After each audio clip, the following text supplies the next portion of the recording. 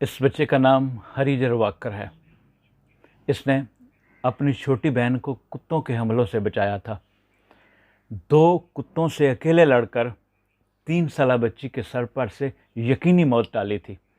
जब इस बच्चे से बाद में पूछा गया कि तुम्हें ज़रा भी डर नहीं लगा, तो इस पर हरिजर ने अपनी उम्र से एक बहुत बड़ा जवाब दिया।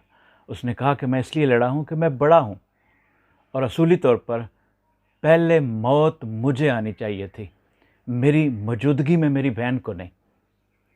इस लड़ाई में हरिजर इतना शदीद ज़ख्मी हुआ कि उसके मुंह समेत जिस्म पर 90 टांके लगे। उसकी इस बहादुरी पर वर्ल्ड बॉक्सिंग काउंसिल ने उसे एक दिन के लिए वर्ल्ड हैवीवेट बॉक्सिंग चैंपियन तस्लीम किया और उसे एक दिन के लिए टाइटल बेल्ट दी और WBC के रिकॉर्ड में दर्ज किया गया कि उस दिन दुनिया का सबसे बेहतरीन फाइटर हरिजर वाकर था। जिंदा कौमें अपने बहादुरों को इस तरह याद रखती हैं।